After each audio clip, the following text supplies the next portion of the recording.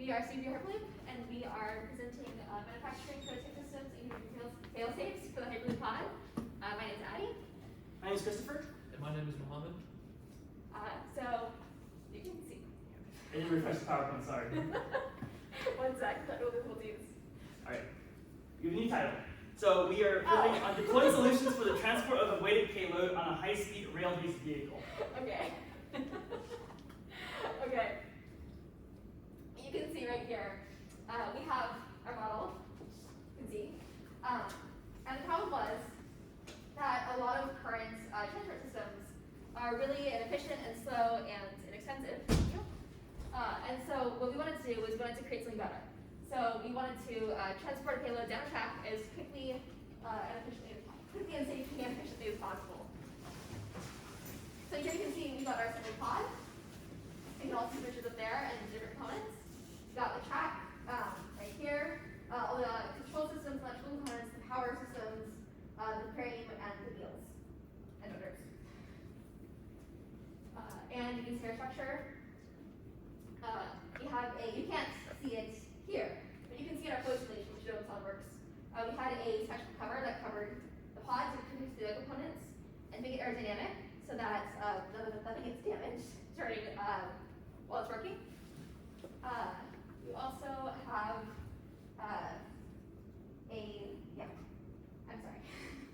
The Hyperloop pod is made out of completely 3D printed components, and the 3D printed material is PLA. Yes, and we printed it on a CR30 belt printer in-house. So if we had outsourced manufacturing, it would have been about $10,000. Doing it ourselves, it was about $100 instead. So about 100 times reduction in cost, really effective.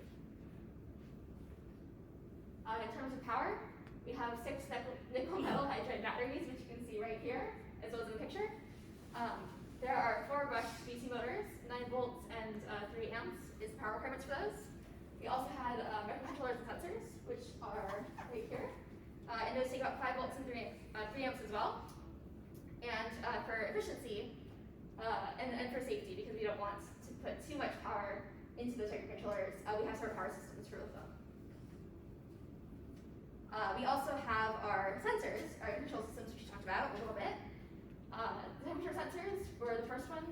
We have those to detect overheating motors, overheating components, to make sure that nothing is going to get fried in the middle of operation.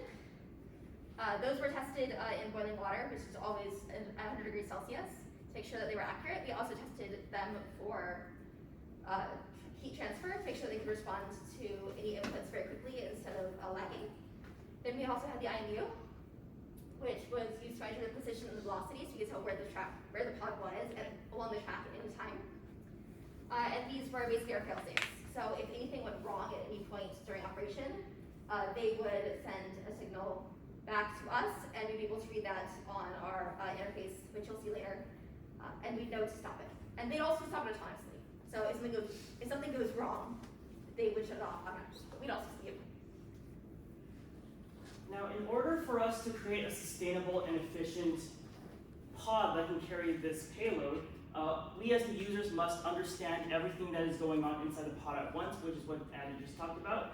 We have a lot of sensors that are on the pod to give us information as to the status of it at all times, including the temperature sensors, the inertial measurement units, and also other different sensors that might not be of much concern. So this flowchart is a good representation of all the sensors and different motor controls and all the fail-safes that we've implemented into this sort of transport system in order to provide it more efficiency for us humans. So in case anything goes wrong when it's used in the real world, we can have ways to stop it.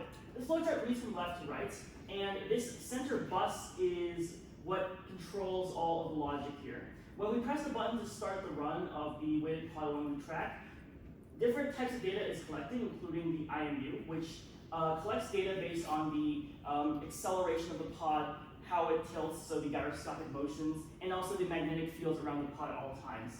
Next, it has concern about motor control, in which motor control is going to be signals that are sent to the motor to tell it to run. Because at some point we will need this pod to stop running, which means that there needs to be some sort of like fail-safe to stop the motors when it reaches the end of the track, or when it sees something that it shouldn't be seeing, like twigs or rocks or any other obstacles on it. Next, there needs to be a self-sustaining mechanism, which is the braking system that we have. There are two types of brakes that were implemented into the vehicle before it was released, which were the bicycle brakes and the inertial brakes of the wheels themselves. So the wheels actually can turn backwards in order to use that excess current to stop the pod when it gets too close. After all this data is collected through the center bus, then it collects all the data in a JSON file, which is a center storage database where we collect all the data. And we can run a few analysis scripts, which is what you see onto the right. This post-processing script maps out all the data collected in a polling frequency at 50 Hertz and saves it into a graphical analysis system with all the graphs listed up here. And we can give it a grade and a score through further analysis and verify that our pod works at the optimal frequency and the optimal sustainability for carrying this payload across a long distance really quickly. We can see the data transfer protocol mapping listed here. In order for us to actually see what's going on in the pod, we need wireless communication to it at all times. Since that we won't be able to hook a wire to it as it runs, we want to be able to sit at home comfortably while looking at the data on the pod and verifying that it moves at a certain speed and at a certain sensor value. So we can see here there's 3 different modules to this kind of diagram here. The client rpi.pi is located on the central processing system of the pod, which is powered by a Raspberry Pi. On the Raspberry Pi, different data modules are multi-threaded. They're running at the same time and are collected into the central module right here, including the Arduinos that are feeding data asynchronously into the program. So this is on the Hyperloop pod. It sends data out to the cloud server, which is aptly shown by a cloud symbol. This is our server VPS, which stands for a virtual private server. In the virtual private server, 2 tunnels are created in order to pass data from one location to the other and back again, because we need data to go from this server into our client. Now this is us at home looking comfortably at the Hyperloop pod and Hyperloop data, in which we receive the data coming from the Hyperloop pod, but also to send data outwards into the cloud and back into the Hyperloop pod to control it. This is known as bi-communication or two-way communication, and the protocol we're using to transfer these 2 data points to each other is TCP. The ping rate, or the delay, average delay of this data transmission is approximately 20 milliseconds, measured by the distance away from our stations and the virtual private server, which is a cloud computer located somewhere in San Francisco, based on our provider. This is the user interface that users see when they are on the client computer. It takes all the data packets transferred from the Hyperloop pod and maps that into a very nice and easy interface to see. We have all the data points located around the center, as well as buttons for the brakes and the power, and a pod progress lines to track the pod. This rocket ship moves relative to the distance calculated based on the pod's progress throughout its travel, and we can always turn off the brakes or on the power anytime. This just sends a asynchronous data packet back to the pod through the virtual private server through the asynchronous tunnel timing paradigm. So our pod needs to move in both directions. In order to do that, we need an H-bridge. So we used 4 MOSFETs to configure an H-bridge, and we also had a custom designed PCB to allow for communication between the 3 Arduinos and the Raspberry Pi.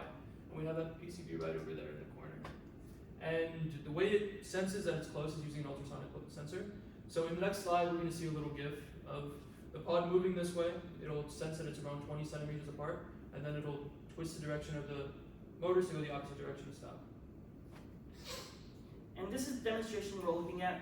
Right here, I've connected a wireless transmission module, which is a very simple RF communication protocol at 2.4 gigahertz, and it's sending data from a controller to the Arduino on top of the pod. Now, although this is manual control, the purpose of this is to show that the ultrasonic sensors on the side prevent the pod from crashing into the borders, and we still maintain continuous control. But of course, upon further implementation of this in real-world applications, the Raspberry Pi would be able to autonomously trigger this action through serial data sent to the Arduino.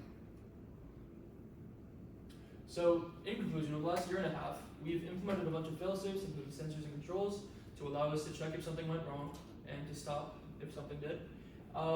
We've kind of mastered the fact of cost-effective manufacturing, as we saw earlier in the figure, and we also have the aerodynamic design, as we saw earlier as well.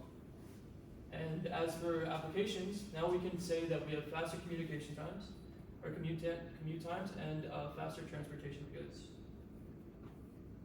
All right, thank you so much for being here and listening to us present our project on the Hyperloop pod today. Do you have any questions for us?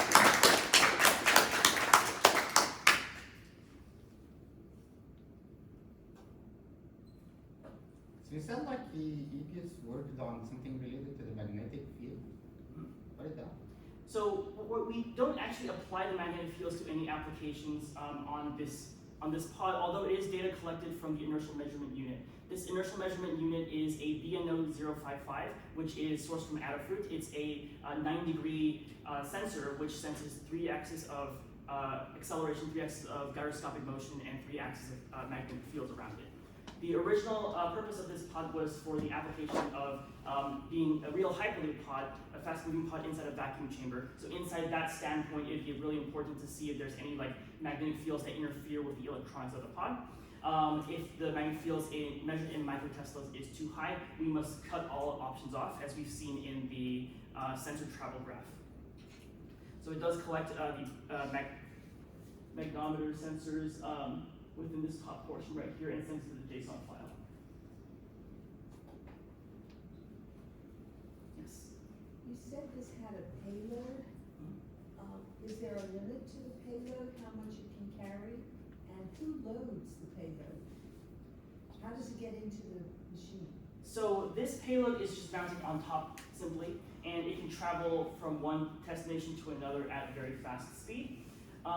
We have not tested the weights that it can hold on top of the PLA structure, but based on the stress and strength constraints of PLA that I understand, this pod can carry approximately 125 pounds before collapsing on itself. Thank you.